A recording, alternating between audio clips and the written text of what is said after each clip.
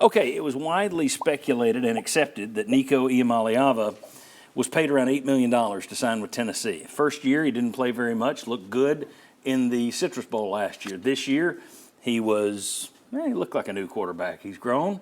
He's had his ups, his downs. I think he's had more ups of late than he did. Mm-hmm. You've made the playoff. And let me go ahead and tell you, I'm going to play devil's advocate whichever way you guys go. That's the way the show is played. But we'll have Mike come back and do the yodeling music. But, Jimmy, I'll start with you. Has Nico earned the cash yet? No. No, he has not. They're in the playoff. Quarterback gets a lot of credit, a lot of blame. I get all that.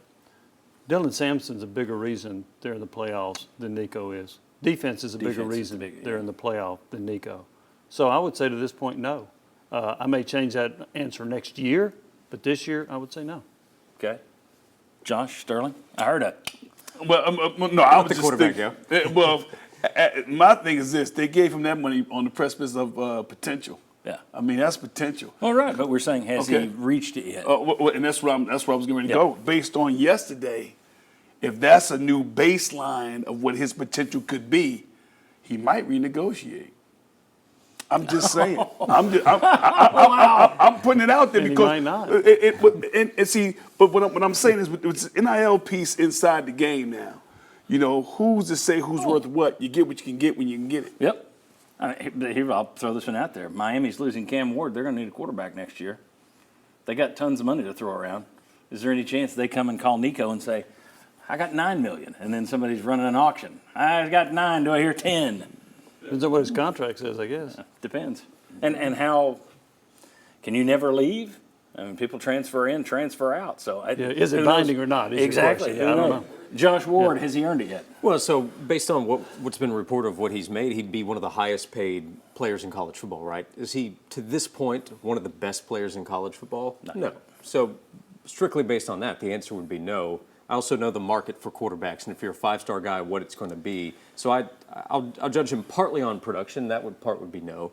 I also know that a running back's never going to be the highest paid, realistically, at a big-time school. So I'll say yes, knowing everything else I hear about him, the personality, the humility, knowing he comes in with that price tag and the amount of attention that's on that, and how everything I've heard he's handled it has been great. So I'll say with the team result, his improvement over the course of the season, add it all together, I'll say yes. And it was a 3-year deal, from what I understand, $8 million for 3 years. So that means you got next year. Wow. Well, again, I don't know how binding that is, but that was what I had always heard. That's more than $2 million a year. $8 million. Yeah. Wow. It was $8 million, I was told, for 3 years because they didn't expect him to be here more than 3 years. I thought it was 8 for 4 years and $2 million a year. But what you're saying is it's more than $2 million. It's 3 years. It's what I was heard. Okay. I mean, who knows? Nobody's reporting it. Okay. Gotcha. But that's what I have been told. 8 because they weren't expecting him to be here 4 years. Wow. So does that change your answer now? He's making more than $3 million? No, it doesn't. My answer would be, does it change yours? My thing would be, it's for 3 years. Let's see. He hasn't earned it yet. Mm-hmm. But next year, if this is the steal Chuck's old line, if this is the baseline quotient, then maybe he earns it next year. Wow. So the story isn't completely written. So it was kind of a mean question to throw out here just to get you guys to. See, I would say that Hendon Hooker in 2022 would have been worth $2 million a year based on the season he had. Nico hasn't had nearly that good of a season. Yeah, Hendon Hooker was carrying that team. He had to be a bigger part of getting them there, whereas Nico has been more of a sidecar this year. Mm-hmm. He hasn't screwed it up, so he has gotten you to the playoff, but it hasn't been strictly him. Now, you could turn that around and say, what if he'd gotten hurt and he had to go to Gaston Moore or Jake Merklinger? Now they're 10-2.